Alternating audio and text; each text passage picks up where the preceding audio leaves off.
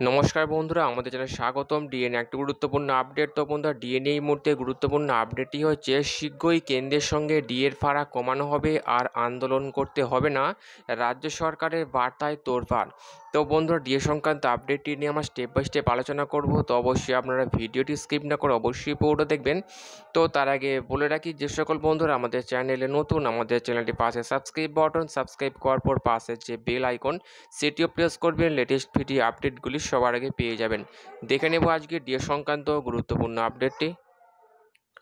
তো বন্ধুরা, আমরা সকলেই জানি পশ্চিমবঙ্গের সরকারি কর্মীরা কেন্দ্রীয় ভারের ডিএর দাবিতে শহীদ মিনার চত্বরে আন্দোলন চালিয়ে যাচ্ছেন দিনের পর দিন, কিন্তু কোনো রকম সুরাহা মিলছে না।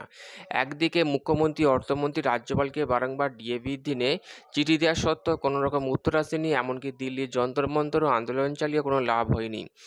যেখানে আমরা দেখেছিলাম যে হাইকোর্টের তরফ থেকে রাজ্যকে বলা হয়েছিল সমস্ত সরকারি কর্মীদের বকেয়া ডিএ মিটিয়ে দেওয়ার জন্য, কিন্তু সেই রায়কে অগ্রাহ্য করে সুপ্রিম কোর্টের দ্বারস্থ হয় রাজ্য, এবং যেখানে ডিএ মামলা দাখিল করে, এবং সেই মামলা এখনও পর্যন্ত সুপ্রিম কোর্টের বিচারাধীন।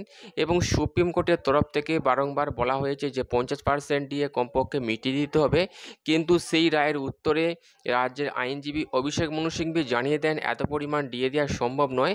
এত পরিমাণ ডিএ দিতে গেলে রাজ্যের কোষাগারে টান পড়বে, যার ফলে পশ্চিমবঙ্গ চলা বিভিন্ন জনকল্যাণমুখী প্রকল্পগুলো ব্যাহত হবে। এবং তারপরে সুপ্রিম কোর্টের তরফ থেকে বলা হয় যে কমপক্ষে 25% দিয়ে 4 থেকে 6 সপ্তাহের মধ্যে মিটিয়ে দিতে হবে, কিন্তু সেই রায়কেও মানা হয়নি রাজ্যের তরফ থেকে। এরপরই সরকারি কর্মীরা বিরাট বড় আন্দোলন করবেন এমনটাই হুঁশিয়ারি দিয়েছেন, এবং সরকারি কর্মীদের শান্ত করার জন্য ডিএ নিয়ে আবারও চিন্তাভাবনা শুরু করেছেন মুখ্যমন্ত্রী, অর্থমন্ত্রী, এবং যা নিয়ে ইতিমধ্যে নবান্নে বৈঠক সেরেছেন মুখ্যমন্ত্রী, অর্থমন্ত্রী। এবং সংবাদ মাধ্যম সূত্রে যে আপডেটটি উঠে আসছে যে শীঘ্রই কেন্দ্রের সঙ্গে ডিএর ভাড়া কমানো হবে।